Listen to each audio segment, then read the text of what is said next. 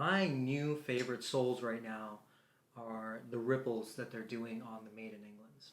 And if I go ahead and pull out one of my vintage 90s, this is a greasy with a Commando, is it Commando or is it Bex? They're pretty close. Usually the Bex is a little bit higher, so this might just be a Commando.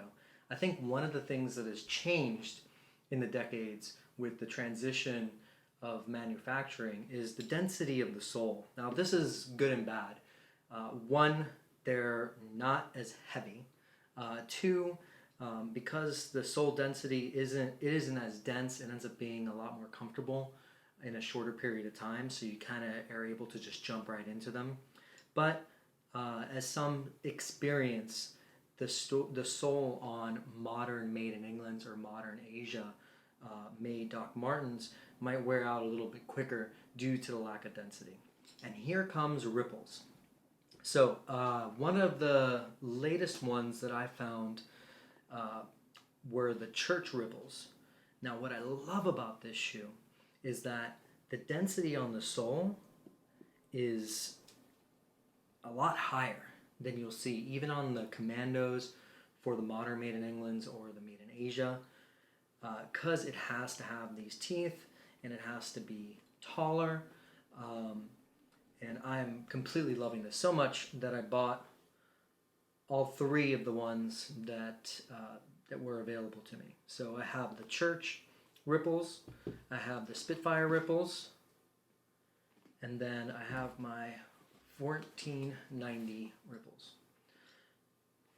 So what threw me off about this shoe at first is that in the photo, the front kind of looked like it just went up, and I thought that would look a little bit awkward on.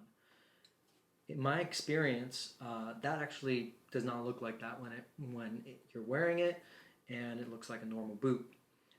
As a matter of fact, you don't really even see the ripples when you're walking, but boy, do you feel the ripples when you're walking. These shoes right now, out of the dozens of pairs of Doc Martens that I own, these three shoes are my most comfortable pairs of shoes, and I think they're gonna last. Now, for me, I alternate my Doc Martens, so really, no matter what the preference was and what made me want to buy, where it was fashion or where it was made, they end up lasting around the same amount of time, which is pretty much forever. At the same time, you might want to know how they would last. So that always depends on you and how often you wear them, for how long do you wear them, and so forth.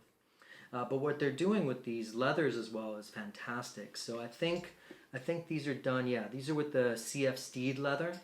My favorites right now are the CF Steed and the Horween, and that's what they're doing a lot of lately with the Made in Englands. It ends up being very complimentary. This particular, actually all of them, but this one, this CF Steed, was great right from the start. Whereas this one, which I believe it's CF Steed as well, yeah, it took a little bit more to break in. I don't know why. Another really big perk about the Ripple is that what I've learned is what you call your walk is how what your pronation is. So this actually helps guide you through your pronation. It almost has a rock to it, and it just kind of makes you want to go.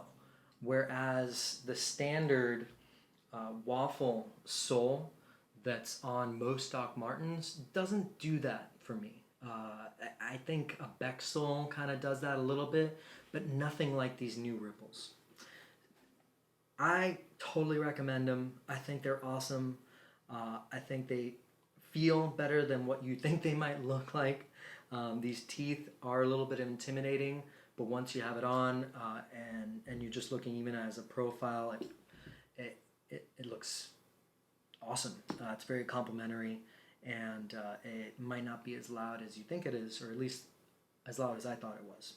So, Ripple sole. Thanks.